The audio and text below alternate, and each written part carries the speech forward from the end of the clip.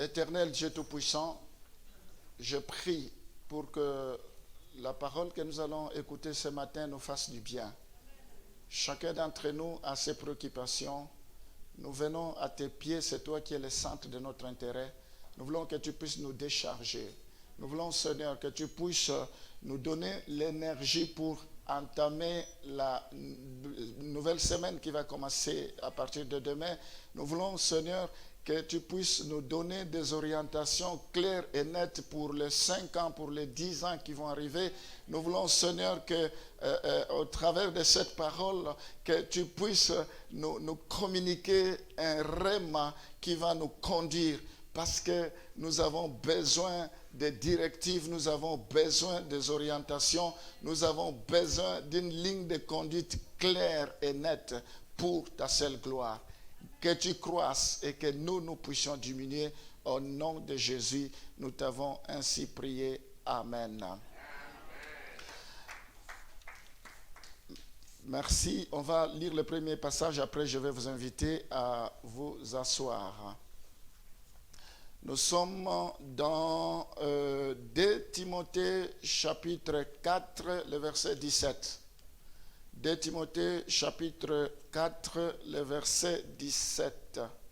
2 Timothée chapitre 4, le verset 17. J'ai combattu le bon combat, j'ai achevé la course, j'ai gardé la foi. Amen. Est-ce qu'on peut applaudir pour la parole du Seigneur? Gloire au Seigneur. Je vous invite à vous asseoir, si vous pouvez prendre place. Alors ce matin, j'aimerais vraiment que vous puissiez me prêter oreille, que vous puissiez me suivre attentivement comme vous avez l'habitude. Je bénis tous ceux qui sont connectés à ce moment, qui nous suivent de partout. Je prie pour que l'onction, la grâce et la faveur de Dieu qui est en ce lieu vous soient communiquées, quels que soient les lieux où vous êtes. Que cette parole puisse impacter, puisse influencer positivement votre vie. Le thème de ce matin est intitulé « Le bon combat ». Ce matin, j'aimerais parler des bons combats, les bons combats. Dans ce texte que nous venons de lire, Paul dit « J'ai combattu les bons combats, j'ai achevé la course, j'ai gardé la foi. » Il y a 3 choses qui sortent dans ce passage. Il y a le combat qu'il a combattu, il y a la course qu'il a achevée, et il y a enfin la foi qu'il a gardée.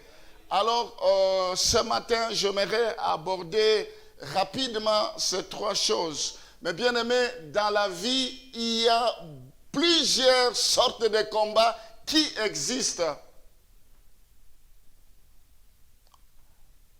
Je peux donner quelques exemples de combats. Par exemple, le combat contre l'injustice. Il y a des gens, toute leur vie, ils combattent plutôt pour qu'il n'y ait pas d'injustice. Il y en a qui combattent, d'autres combattent pour les inégalités.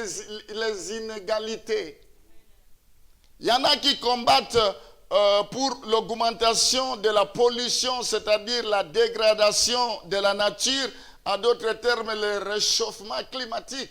C'est tous les combats de leur vie. Ils combattent, ils sont très acharnés pour cela. Il y en a qui combattent dans leur vie contre la faim dans le monde, dans des pays de tiers-monde. Ce n'est pas normal qu'il y a d'un côté des gens qui vivent paisiblement, qui mangent bien, et de l'autre côté, il y a des enfants qui meurent, il y a des gens qui meurent, qui sont affamés. Ce sont des combats légitimes. Il y en a qui combattent pour l'égoïsme. Je ne veux pas ici ce matin commencer à étaler toutes sortes de combats qui puissent exister. Je suis entièrement d'accord avec eux pour tous les combats qui sont menés, quelle que soit la nature du combat. Mais ce matin, j'aimerais vous parler d'un combat qui est au-dessus de tous les combats qui puissent exister sur cette terre. quels que soient les combats que vous pouvez mener, j'aimerais te dire que les combats que je vais parler ce matin, c'est le plus grand combat qui puisse exister dans le monde. Amen. Allons dans 1 Timothée chapitre 6, le verset 12, pour maintenant entrer dans le vif de notre sujet. Combat le bon combat de la foi, saisis la vie éternelle à laquelle tu as été appelé et pour laquelle tu as fait une belle confession en présence d'un grand nombre de témoins. Amen. Il n'y a qu'un seul combat qui vaut la peine d'être livré. Il n'y a qu'un seul combat qui vaut la peine d'être livré.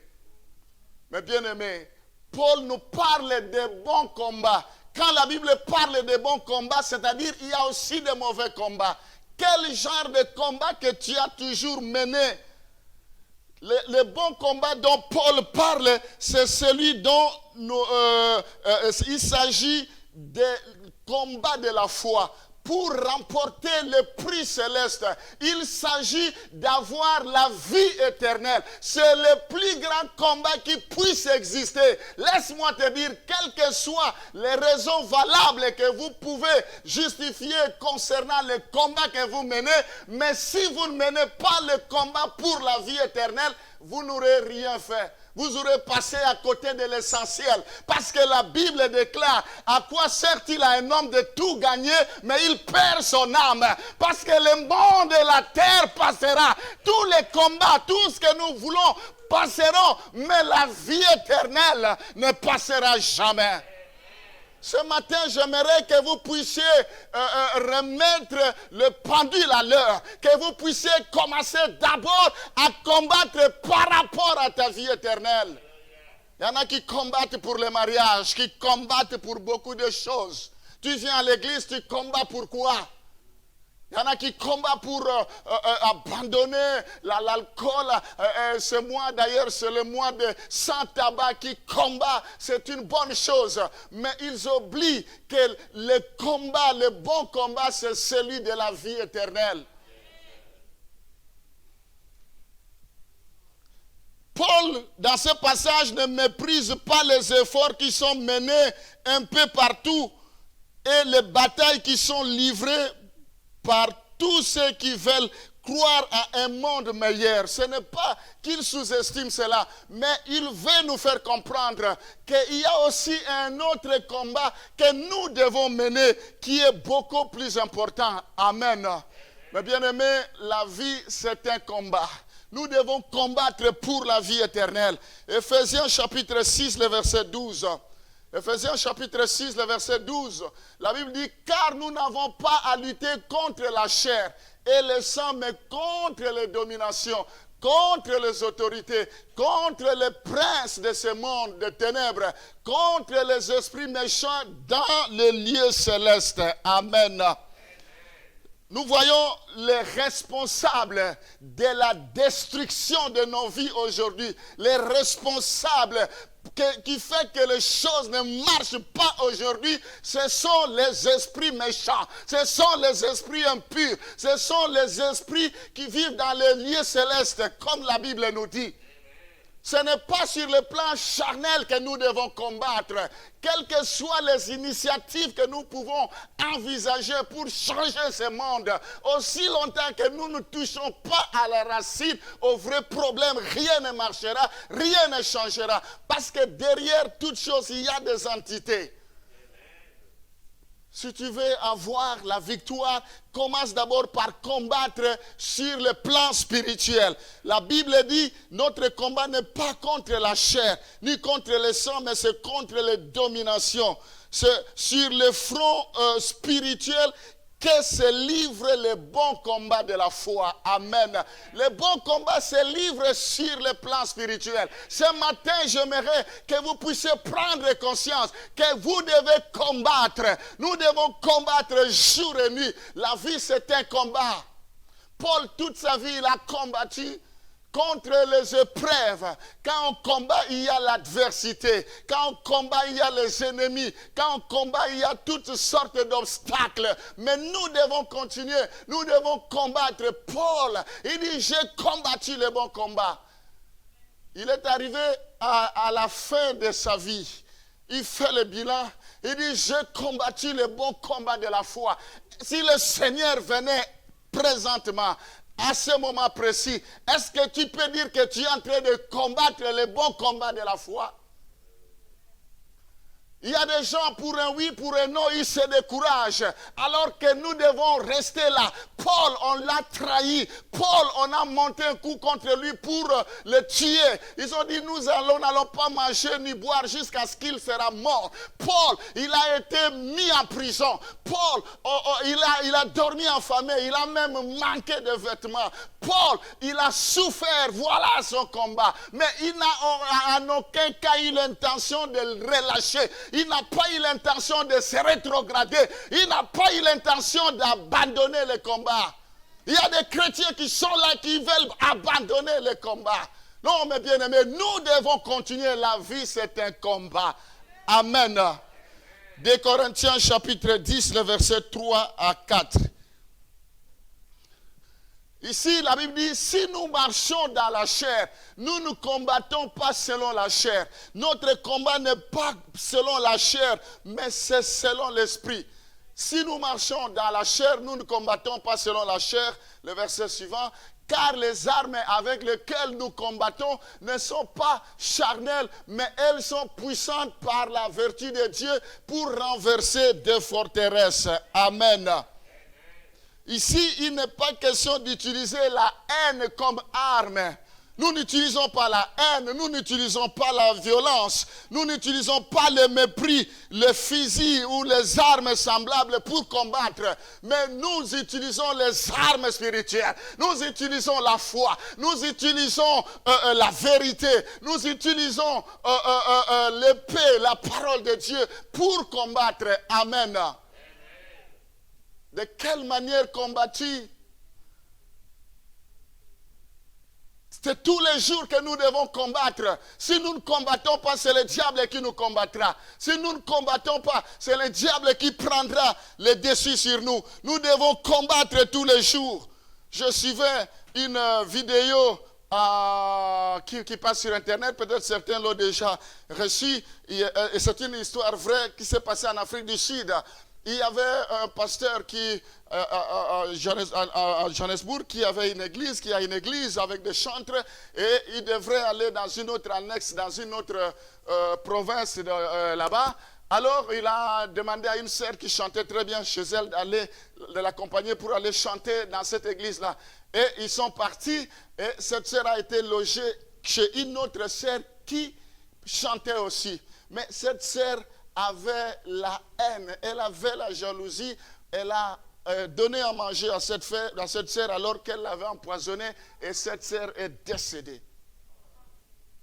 Voilà le combat que d'autres mènent, c'est vraiment pour nuire aux gens, pour rabaisser les gens, pour critiquer les gens, pour calomnier les gens. Ce combat est déjà voué à l'échec. Tous ceux qui te combattent, ils seront combattus par le Seigneur.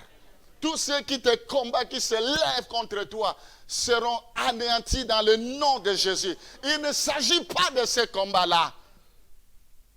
Il s'agit de combat spirituel. Amen. Bien aimé, il se passe beaucoup de choses dans l'église. Pas très longtemps, on a célébré le mariage de Papa Willy, le président de Papa ici. Après le mariage, il y a des gens qui sont allés le voir, l'embrasser, lui souhaiter un bon mariage. Quelqu'un qui lui a donné une enveloppe, qui a mis un petit mot, je te souhaite un bon mariage, qui a mis de l'argent, qui lui a donné. Et par mépris, il a déposé l'enveloppe ici sur la chaise. Et comme il y avait du monde, alors il est parti, il a oublié. Quand il s'est rendu compte, il dit, oh!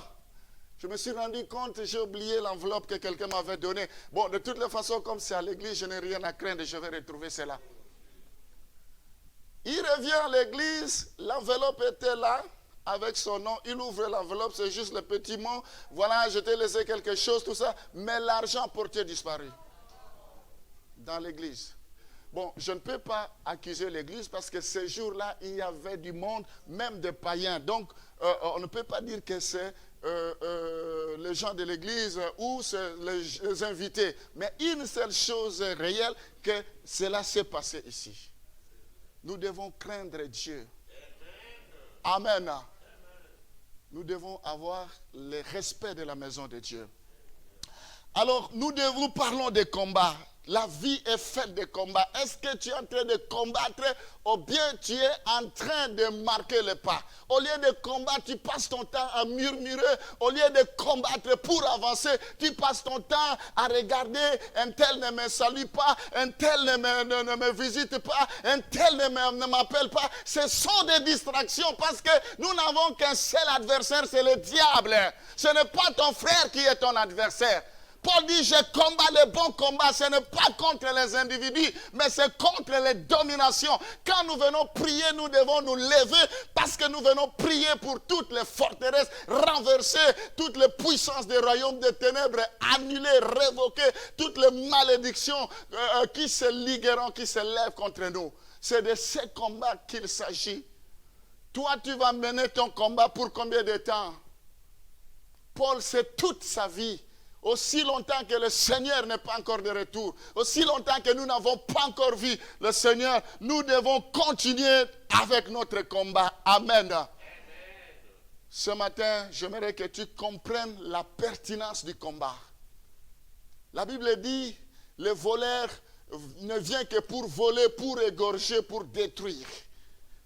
Le voleur est là, il veut voler, il veut égorger, il veut détruire. Nous devons être aux aguets. La Bible dit, le lion rôde comme un lion rugissant, cherchant qui il dévorera. Il veut dévorer tes enfants, il veut dévorer ton mari, il veut dévorer ton épouse, il veut dévorer ta santé, il veut dévorer ton âme, ton esprit. Il faut que tu puisses combattre. Si tu ne combats pas, il n'y a personne qui combattra à ta place. J'ai combattu le bon combat. Les chrétiens veulent des bénédictions sans combattre. Les chrétiens veulent la facilité sans payer le prix. Mais Paul dit, j'ai combattu. Quand on parle de combat, il y a l'adversité. Il faut savoir qu'il y a un ennemi en face de nous. Mais Dieu merci parce que nous combattons dans la victoire. Dieu merci parce que nous savons que celui qui est en nous, il est plus fort que celui qui est sur la terre. Dieu merci parce qu'il dit, ce n'est pas vous qui allez combattre, c'est moi qui combattrai à votre place. Vous allez seulement vous présenter.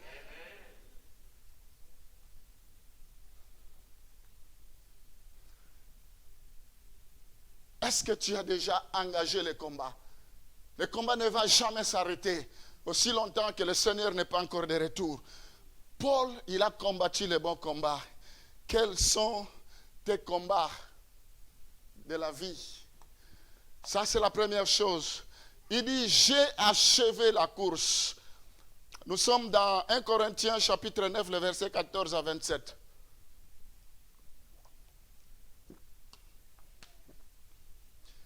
J'encourage tous ceux qui combattent. Quand nous venons, c'est pour combattre. Notre vie, c'est fait pour combattre. Notre vie est comparée à des soldats. Quand on parle de soldats, on voit les combats. Et comparé à des athlètes, et comparé à des laboureurs, ce n'est pas facile. Ne savez-vous pas que ceux qui courent dans le stade courent tous, mais qu'un seul remporte le prix? Courez de manière à le remporter. C'est jusqu'au verset 27. Tous ceux qui combattent s'imposent toute espèce d'abstinence. Et ils le font pour obtenir une couronne corruptible. Mais nous faisons-le pour une couronne incorruptible. Moi donc, je cours non pas comme à l'aventure. Je frappe non pas comme battant l'heure. Mais je traite durement mon corps et je le tiens assujetti de peur d'être moi-même rejeté après avoir prêché aux autres. Amen. Nous sommes appelés tous à courir. Au-delà du combat, il y a la notion de la course qui s'ajoute. Paul dit, j'ai combattu le bon combat, malgré qu'il y a des gens qui lui ont mené la vie difficile. Il dit, il y en a qui m'ont rendu la tâche difficile, qui n'ont pas facilité l'expansion, la propagation de l'évangile. Mais Paul a fait face à tout cela. Il ne s'est pas découragé, parce que sur le chemin de combat, il y a beaucoup d'obstacles. Mais au-delà de ça, il dit, j'ai couru. La vie chrétienne, c'est comme une course. Nous sommes appelés à courir avec persévérance. Nous devons persévérer. Il y en a qui ont commencé la course, mais se sont arrêtés. J'aimerais que tu sois de ceux qui vont persévérer en regardant Jésus-Christ, l'auteur et le consommateur de notre foi. Nous devons regarder toujours à Jésus-Christ quand nous courons. Paul ne courait pas dans l'incertitude. Il y a des gens qui courent dans l'incertitude, qui ne savent pas le lendemain, qui ne savent pas pourquoi ils courent. Paul dit dans ce passage qu'il court pour un objectif. Il court non pas battant l'heure, il ne court pas comme à l'aventure, mais il court comme un responsable. Quand tu ne sais pas pourquoi tu cours, tu vas te cogner pour rien. Il faut savoir pourquoi tu cours dans la vie. Il faut savoir, souvent nous apprécions les athlètes. Nous voulons que notre équipe puisse gagner. Nous voulons que nos fans puissent remporter le prix plutôt. Nous voulons que les gens que nous supportons puissent réaliser leurs rêves. Mais nous oublions les sacrifices qu'ils imposent. Nous oublions dans les secrets ce qu'ils endurent comme sacrifice avant de remporter le prix. Nous courons, mais nous ne voulons pas payer le prix. On va compléter ça avec Philippiens chapitre 3 et je vais expliquer. Philippiens 3, le verset 12 à 14.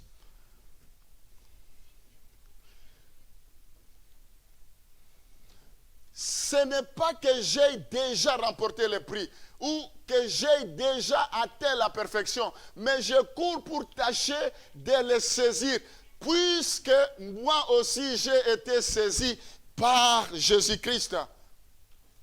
Frère, je ne pense pas l'avoir saisi, mais je fais une chose, oubliant ce qui est en arrière et me portant vers ce qui est en avant. Je cours vers le but pour remporter le prix de la vocation céleste de Dieu en Jésus-Christ. Amen. Nous sommes appelés à courir avec patience. Ça ne sert à rien de courir très vite. Il faut courir lentement mais sûrement. Il faut courir avec patience. Nous avons besoin de la patience quand nous courons. Nous avons besoin de la persévérance. Nous ne devons pas autoriser à quoi que ce soit de pouvoir s'interférer sur notre course, s'interférer par rapport à notre course, je voulais dire. Nous ne devons permettre à rien de venir troubler notre course. Nous ne devons permettre à aucun obstacle de venir nous empêcher de pouvoir courir. Nous devons courir parce que la vie chrétienne, c'est une course. Et nous ne devons pas courir n'importe comment. Il faut regarder vers l'objectif. Paul, il dit, j'ai couru, j'ai achevé la course. Est-ce que si Jésus venait aujourd'hui, tu pouvais te frapper la poitrine pour dire, j'ai achevé la course? Peut-être tu n'as même pas encore commencé la course. La course, c'est tout ce que nous faisons pour garder notre intimité, notre relation avec Dieu. C'est tout ce que nous mettons en place pour que notre vie soit agréable devant le Seigneur. C'est une course. Est-ce que tu es en train de courir ou bien tu es en train de régresser? Quand on court, on ne regarde pas celui qui est à ses côtés parce que chacun a son objectif. Chacun court vers le Seigneur. Chacun court vers le Seigneur. Mais quand tu regardes à côté, tu perds l'objectif. Parce que tout le monde court vers la finalité. Toi, tu cours pour quoi? Pour le pasteur? Tu cours pour tel ou tel frère ou telle sœur? Tout le monde est en train de courir. Mais toi, tu veux qu'une autre personne puisse t'amener pour courir. Comme je le disais dernièrement, quand nous allons au travail, aucun employeur ne dit « Il faut venir au travail aujourd'hui ». Mais les chrétiens veulent qu'on commence à les appeler « Viens à l'église, viens à l'église ». Demandez à Jésus de vous appeler de venir à l'église. La vie du coureur est guidée par son objectif. Si tu sais pourquoi tu viens ici à l'église, maladie ou pas maladie, tu seras là. Si tu sais pourquoi tu viens ici à l'église, que quelqu'un te décourage ou pas, tu seras là. Parce que tu ne viens pas pour un homme, mais tu viens pour Jésus-Christ. Parce que tu es appelé à obtenir la vie chrétienne. Et cette vie chrétienne n'est pas facile. Quel est ton objectif quand tu viens à l'église? Tu dois tout le temps murmurer, tu dois tout le temps être scandalisé, tu es frustré, mais tu viens pourquoi?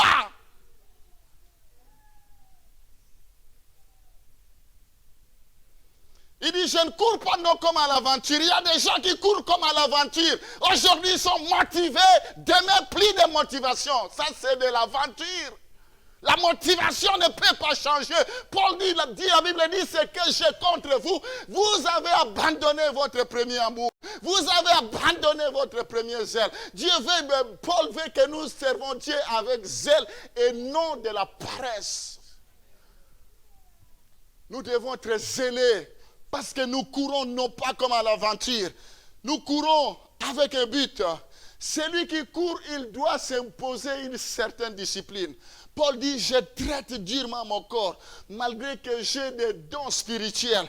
Mais les dons spirituels ne peuvent pas me tromper. Les dons spirituels, ce n'est pas la garantie d'entrer au ciel. La garantie d'entrer au ciel, c'est Jésus-Christ amenant une vie de consécration et une vie de sanctification. Prêcher l'évangile, ce n'est pas une garantie. Il faut être converti pour aller au ciel. Il dit, je traite durement mon corps, c'est-à-dire loin de l'impudicité, loin de l'adultère, loin de mensonge, loin de l'orgueil, loin de l'idolâtrie, loin de la méchanceté, loin de la haine, loin des œuvres de la chair, loin de la convoitise des yeux, loin de l'orgueil de vie, loin de l'orgueil, loin de toutes ces choses.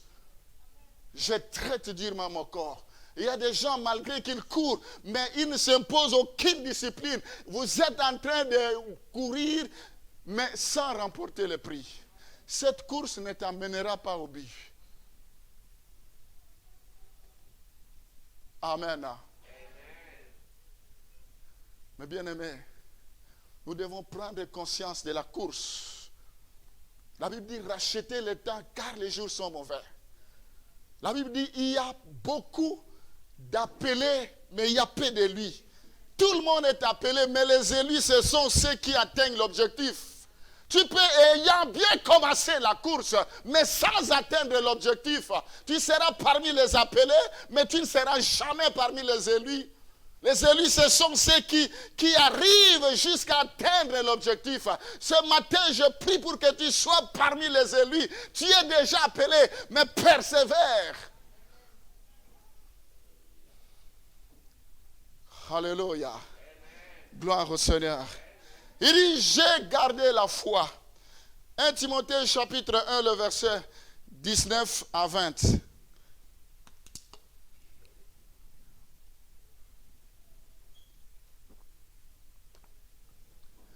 1 Timothée chapitre 19, le verset 1 Timothée 1, le verset 19 à 20.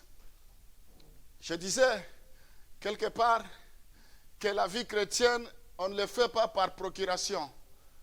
Si j'ai besoin d'aller voter, mais comme je n'ai pas le temps, je vais faire une procuration, je donne à mon épouse, il va aller avec la procuration, il va voter valablement comme c'était moi-même. Il y en a, leur foi, c'est par procuration. Comme ma femme vient à l'église, c'est fini. Il va prier pour nous, c'est lui qui va supplier, prier, intercéder pour nous. Comme mon mari va à l'église, c'est bon, il va prier pour la famille, c'est bon. Comme mes enfants sont engagés, c'est bon. Non, le salut est individuel. Chacun d'entre nous rendra compte devant le Seigneur. C'est pourquoi dans les couples, chaque personne, que ce soit le conjoint, chacun doit se battre pour le royaume des cieux. Mon épouse ne peut pas m'empêcher, mon mari ne peut pas m'empêcher, parce que le salut est individuel.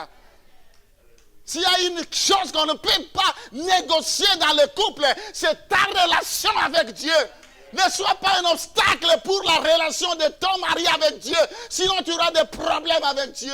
Ne sois pas un obstacle pour ta relation de ton épouse avec Dieu. Sinon, tu auras des problèmes avec Dieu.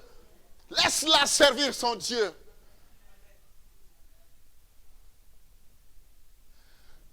En gardant la foi et une bonne conscience.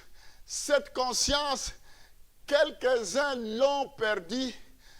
Et ils ont fait naufrage par rapport à leur foi, la foi. De ce nombre sont Hyménée et Alexandre que j'ai livré à Satan afin qu'ils apprennent à ne pas blasphémer. Et il y a des chrétiens en Afrique, ils étaient des diacres. Ils étaient des servants, des serviteurs. Ils sont arrivés en Afrique, en Europe. Trop de raisons, comme si en Europe on ne prie pas, comme si en Europe on ne jeûne pas, comme si en Europe on ne fait pas de veillée. C'est une distraction. Ils ont fait naufrage par rapport à leur foi. Est-ce que toi tu ne feras pas naufrage dans 5 ans, dans 10 ans, est-ce que tu ne feras pas naufrage? Alexandre, ils ont bien commencé. Alexandre et Hyménée, ils ont bien commencé. Mais par la suite, ils ont commencé à se rétrograder. Ils ont fait naufrage à leur foi. Vaut mieux la fin d'une chose que son commencement. C'est bien de commencer, mais il faut aller jusqu'au bout. Paul dit, j'ai gardé la foi. Est-ce que toi, tu vas garder la foi? Est-ce que toi, tu es prêt à garder ta foi jusqu'au bout? Nous devons garder la foi, mes bien-aimés. Parce que notre vie chrétienne en dépend. Gagner, recevoir Jésus-Christ dans sa vie comme son Seigneur et Sauveur, ce n'est que le commencement. Vous ne pouvez pas dire j'ai Jésus-Christ à la maison, c'est fini. Vous ne vous nourrissez pas de la parole. Alors que la Bible dit la foi vient de ce qu'on entend. Et ce qu'on entend vient de la parole de Dieu. Tu ne te donnes pas la peine d'écouter la parole de Dieu. Tu ne te donnes pas la peine de prier. Alors que la Bible dit prier sans cesse. Alors que la Bible dit vaguer dans la prière. Et toi, la prière ne te fait absolument rien. Les jeûnes ne te font absolument rien. Toutes ces choses ne te font absolument rien. Tu dis, je sers le Seigneur. Quel Seigneur que tu sers? L'église primitive persévérait dans l'enseignement des apôtres. Un chrétien doit persévérer dans l'enseignement. Il doit être à la page. L'église primitive persévérait dans la communion fraternelle. Un chrétien doit vivre la communion, l'amour. L'église persévérait dans la fraction de pain. Ce que nous avons fait tout à l'heure. L'église persévérait dans toutes ces choses. Voilà comment nous devons courir. Voilà comment nous devons marcher. Il dit, j'ai achevé la course. Il dit, j'ai gardé la foi. La Bible dit, dans le temps de la fin, la foi de beaucoup de gens se refroidira. Beaucoup de gens, leur foi se refroidira. Examine-toi, est-ce que ta foi n'est pas en train de se refroidir? Regarde, le jour que tu t'es converti, tout flamme, tout fait, très zélé. Mais aujourd'hui, c'est plus les pensées, les raisonnements, les réflexions. Est-ce que tu n'es pas en train de faire naufrage? Tu as bien commencé. Qui t'a empêché? Le bon combat. Quel est ton combat? Ton acharnement? Où se trouve le centre de ton intérêt? Peut-être ton combat, c'est le travail, c'est bien. Je ne suis pas contre, moi-même je travaille. Ça m'arrive ici, je prêche tout de suite, je pars. Mais à quoi sert-il un homme de gagner le travail, mais il perd son âme? Notre corps est tripartite. Il y a le corps, l'âme et l'esprit. On a besoin aussi de l'esprit. C'est l'âme qui a besoin d'être alimentée par la parole de Dieu. Amen. Alors ce matin, il faut combattre le bon combat. Ce matin, je t'encourage à combattre le bon combat. Ce matin, j'aimerais, quand nous allons tous nous présenter devant le Seigneur, nous allons dire, nous avons achevé. Nous avons combattu le bon combat. Ce jour-là, s'il arrivait que je meure aujourd'hui, mais que je puisse dire, j'ai combattu le bon combat. Je n'ai pas perdu d'aller à l'église, la trompette tous les dimanches. Je n'ai pas perdu de me connecter pour prier. Je n'ai pas perdu mon temps quand j'allais jeûner. Je n'ai pas perdu mon temps. Le temps, c'est comme de l'or. Il y a des gens, même si vous leur donnez plus de 24 heures, ils n'arriveront jamais à s'en sortir. Il faut savoir se discipliner. Il y a un temps pour toutes choses. Il y a un temps pour travailler, il y a un temps pour prier, il y a un temps. Il faut qu'il y ait de l'équilibre. Là où je ne suis pas d'accord avec la certaine façon de prier en Afrique, moi-même je viens là. Si tu vas en vacances, même la journée, les gens sont en train de prier, mais ils travaillent quand? Ils pensent que Dieu va tout faire couler comme ça, tout ça. Il faut aller travailler. Il faut qu'il y ait de l'équilibre. Un peu de travail, un peu de prière, un peu de jeûne, un peu de veillée de prière, un peu de communion fraternelle. C'est ça, ça fait partie de la course. Amen. Amen. Alors ce matin, nous venons d'un jeûne. J'aimerais prier. J'aimerais m'arrêter là. J'aimerais prier. Je vais demander à l'équipe de revenir. Nous voulons prier ce matin. J'aimerais vous recommander entre les mains du Seigneur. Quel que soit le problème que vous avez, j'aimerais prier en vous imposant les mains. J'aimerais prier pour que la faveur et la grâce de Dieu descendent sur vous. Donc aujourd'hui, c'est notre dernier jour de jeûne et prière. Je vais prier d'abord pour tous ceux qui sont connectés. Éternel Dieu Tout-Puissant, tu nous appelles à combattre les bons combats de la foi. C'est vrai que la vie nous offre plusieurs sortes de combats qui sont des fois nobles et utiles pour l'humanité. Mais nous voulons, au-delà de tout ça, ne pas perdre la vie, que nous avons le bon combat de la foi. Le bon combat qui consiste à chercher la vie éternelle. Paul dit, ce qui était pour moi comme un gain, je le regarde comme de la boue à cause de la connaissance de l'excellent nom de Jésus-Christ. Je prie, Seigneur, pour que, quels que soient les combats que nous serons amenés par la suite, que d'abord nous puissions combattre pour la vie éternelle. Je bénis tous ceux qui m'ont suivi ce matin. Je bénis tous ceux qui me suivront par la suite. Que la faveur et la grâce de Dieu soient assurées au nom de Jésus. Nous t'avons ainsi prié. Amen.